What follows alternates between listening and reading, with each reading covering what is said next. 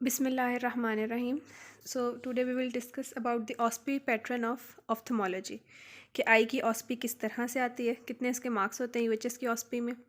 और basically I में OSPI हम कहते भी नहीं, हम इसको OSCE कहते होते हैं, objectively structured clinical examination. It's basically OSCE, क्योंकि हम इसमें क्लिनिकल एग्जामिनेशन करना होता है, आपके पास सब्जेक्ट इटसेल्फ पेशेंट्स होते हैं वहाँ पे ना। तो अब इसका क्या पैटर्न है आई की OSPI या OSCE। सबसे पहले इसमें ना टोटल 14 स्टेशंस होते हैं। अब इसमें से जैसे हम पहले कहते होते थे ना, ऑब्जर्व्ड स्टेशंस होते हैं कुछ, और कुछ होते हैं अनऑब्जर्व्ड। यहाँ पे हम इसको कह देते हैं ऑब्जर्व्ड अनऑब्जर्व्ड को ही 10 हम कहते हैं स्टैटिक स्टेशंस हैं। एक मिनट, ये चल नहीं रही बॉल पॉइंट। तो मैं बता रही थी कि 10 स्टेशंस जो से हैं वो इसके अंदर स्टैटिक स्टेशंस होते हैं, और साथ 4 स्टेशंस इसके अंदर हैं जो आपके इंटरेक्टिव स्टेशंस होते हैं। आई में ना साथ ही जो आपका वाइवा नॉर्मली हमारे जैसे सी मेड पैथो, इनका अलग अलग वाइवा होता है, इनकी OSPI अलग होती है, इनका वाइवा अलग होता है। लेकिन आई में ENT में उसके अंदर इट सेल्फ उसी सेटिंग में वाइवा हो रहा होता है। बल्कि इसमें तो ना वो जो स्टेशंस हैं इंटरेक्टिव स्टेशंस, इसमें इनमें से 2 स्टेशंस में आपके इंटरनल एग्जामिनर होते हैं और 2 में एक्सटर्नल होते हैं। तो वो आपका अलग से ना कोई वाइवा वाला नहीं होता कि आप मतलब OSPI देने के बाद आप वाइवा के लिए अलग से जाएंगे। इसमें इस तरह नहीं होता।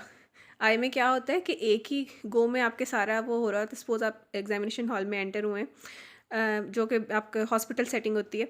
आपने 10 स्टैटिक स्टेशन वहाँ पे किए हैं अपने, जो अनऑब्जर्व स्टेशन है। उसके बाद आपके 4 जो इंटरेक्टिव स्टेशन हैं ना, उनमें से 2 पे एक्सटर्नल होंगे, 2 पे इंटरनल होंगे, और वही आपका वाइवा होगा। अब उसमें कैसे टॉपिक डिवीजन है, जो UHS वाली है, क्या कहते हैं, उनकी तरफ से डिवीजन है, वो भी हम डिस्कस करते हैं। 10 स्टैटिक स्टेशन जो से है ना, इसमें हर स्टेशन के ना आपके मार्क्स होते हैं 5।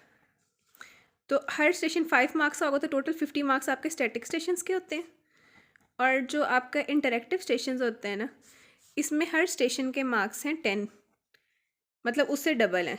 तो 40 मार्क्स यहाँ से होते हैं आपके, 50 + 40, और ये हो गए टोटल 90, और 10 मार्क्स आपके इंटरनल से ऐड होते हैं, तो आपके टोटल 100 मार्क्स हो गए आई के OSPI के।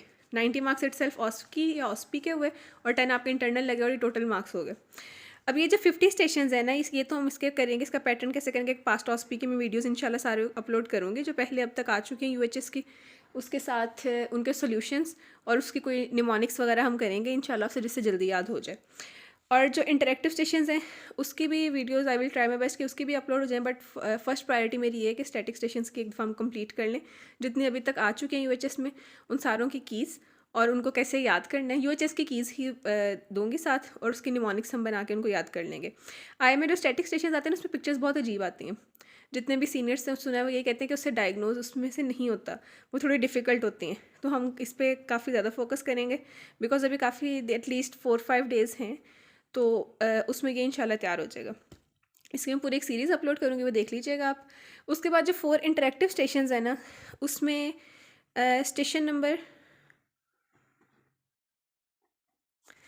1 जो सा होता है, 1 और 2, ये होते हैं आपके इंटरनल एग्जामिनर के पास।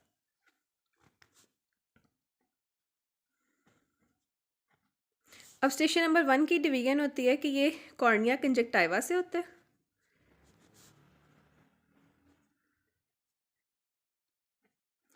और जो स्टेशन नंबर 2 की होती है ना, ये होती है कि ये ग्लॉकोमा या स्क्विंट से हो सकता है। इस वाले पोर्शन में हमने करना होता है एग्जामिनेशन। जो क्लिनिकल मेथड्स हैं ना, वो यहाँ पे होंगे, और जो कॉर्निया कंजक्टाइवा है ना, यहाँ पे केस प्रेजेंटेशन होती है, जिसको आप शॉर्ट केस कहते हैं। इसके बाद नेक्स्ट आ जाता है station number 3 and station number 4। Station number 3 होता है शॉर्ट केस का, और इसमें कौन कौन से होते हैं, लेंस एंड न्यूरो एनाटॉमी,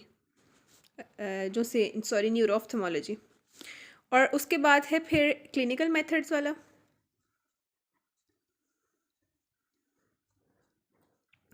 और वहाँ पे आता है पोर्शन आपका लिड वाला एंड रिफ्रैक्शन का, जो रिफ्रैक्टिव एरर्स हैं सारे, मायोपिया, हाइपरमायोपिया, वो हाइपरमेट्रोपिया वगैरह, वो सारे, ये जो दोनों स्टेशन होते हैं ये आपके एक्सटर्नल के पास होते हैं।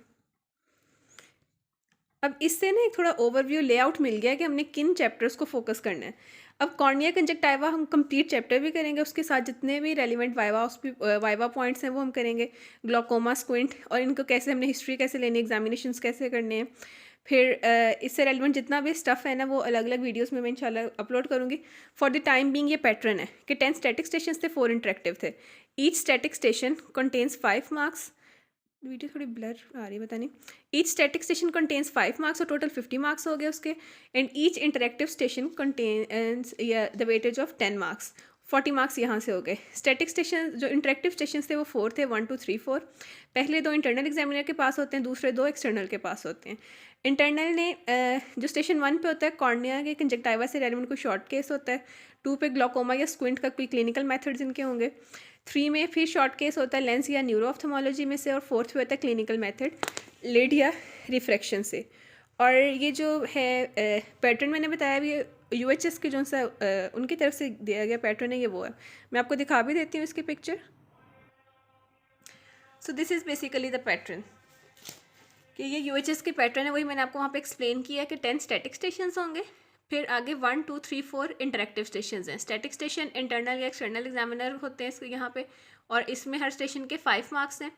फिर जो 1 2 3 4 इसमें आगे उन्होंने टॉपिक्स भी डिवाइड किए हुए कि ये कॉर्निया या कंजक्टाइवा से होगा, ये ग्लोकोमा या स्क्विंट से, या न्यूरो या लेंस से, और जो 4th स्टेशन हो गया लिड से या रिफ्रैक्शन से। सो ये यूएचएस है जो उनकी तरफ से। बाकी भी ये पिक्चर मैंने ग्रुप्स में सेंड की थी, ये जो सारा है ना कि किस तरह से होंगे। ये यूएचएस की तरफ से अपडेट भी थी 2023 का, ये 31 2023 में उन्होंने दिया था ये नोटिफिकेशन, और इसमें सारा पैटर्न है ऑस्पी वाला।